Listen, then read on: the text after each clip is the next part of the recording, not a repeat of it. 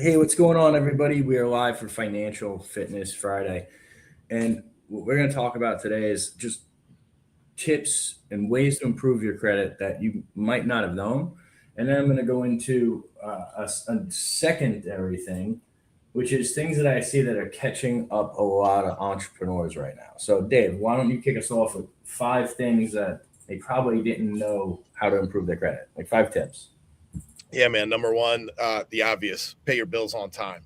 Right from here on out. I mean, you can't stress it anymore. I think the biggest thing, if we're talking on the entrepreneur side, a lot Yeah. of a lot of people in general, man, it's like, oh shit, well, I'm a day or two late.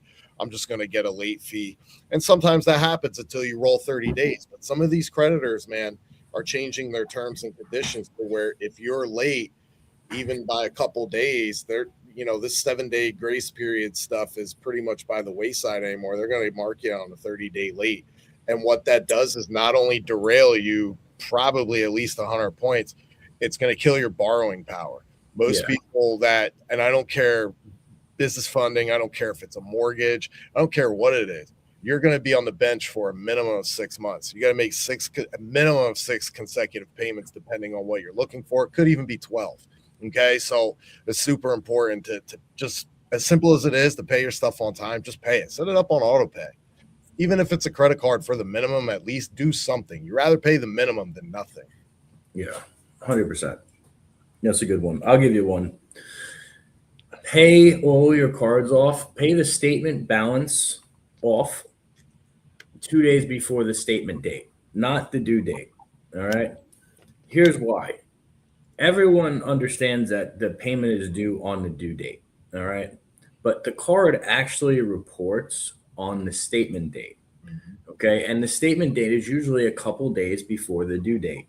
And so what will happen is if you guys pay your cards on the statement date, it'll show lower usage and your credit score will be higher.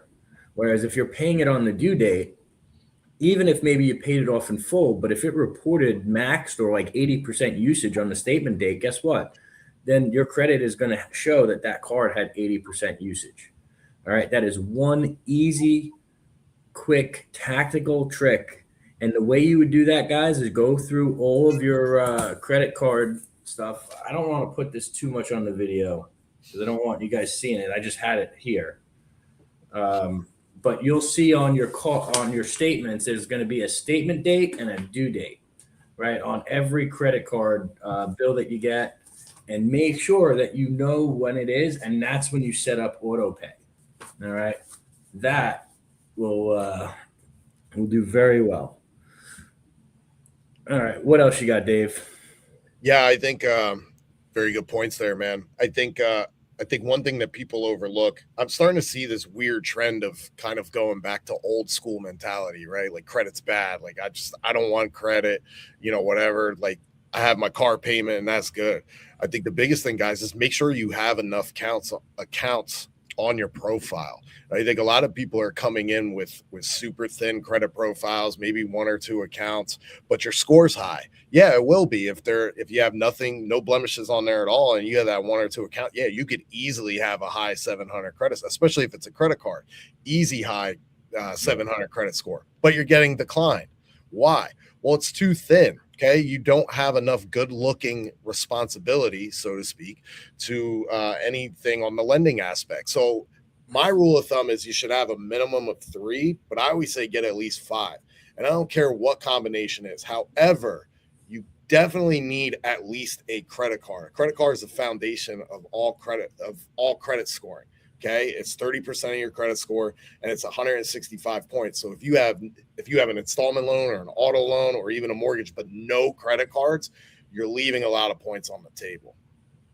Yeah, yeah, I agree. Guys, it's a mix, like what Dave's saying. You need your credit cards, right? Then you might need some auto loans and a mortgage, and that is a nice healthy mix.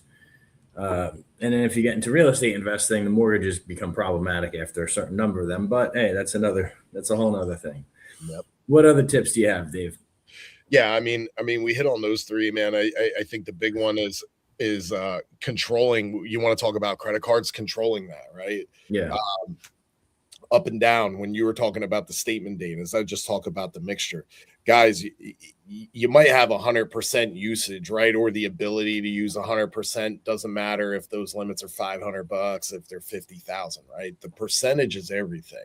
So if you're coming in close to 50%, you want to handle that in some way. And there's two ways you can do that. You can roll it into some type of debt consolidation loan, or if you're fortunate enough to still have good credit or decent credit, well, I don't know, because it's starting to really tighten up. So you're not, I know if I'm not seeing them in the mail, I know it's tightening up. And it did this in 2020, that if you're getting balance transfer offers, roll it at 0% and pay it off as soon as possible. You're technically, quote unquote, getting free money to borrowing power. Your mom told you, Ethan. Uh-oh. What do we got over here again? So anyway, I can't believe she spilled the tea like that, bud. I'll try to get back on track here. But anyway. No, listen, I'll work and help you here. The reality is this.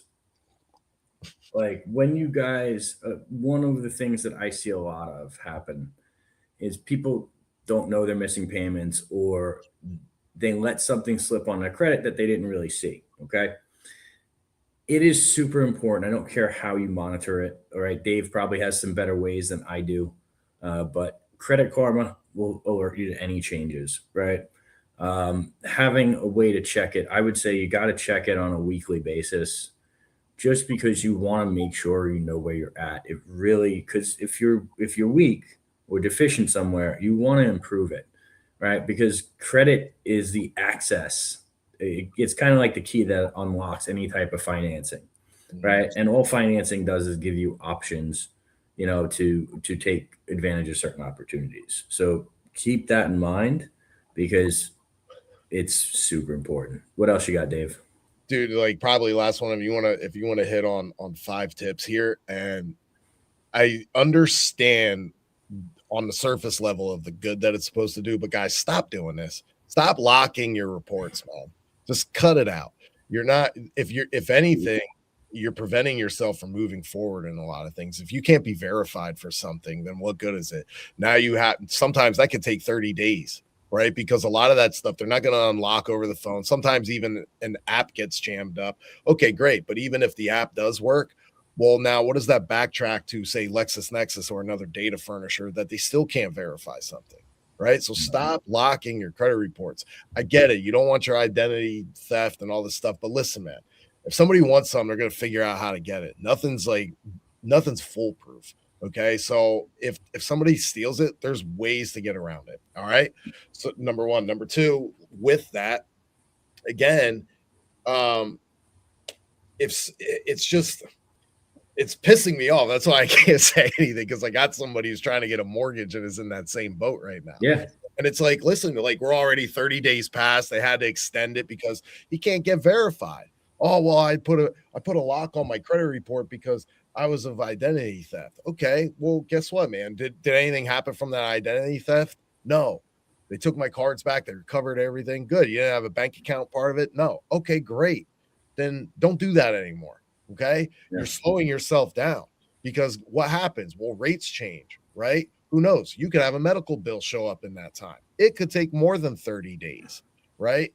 So just don't do that. I get it. It makes sense, but it's a pain in the ass to get it unlocked, man. Yep.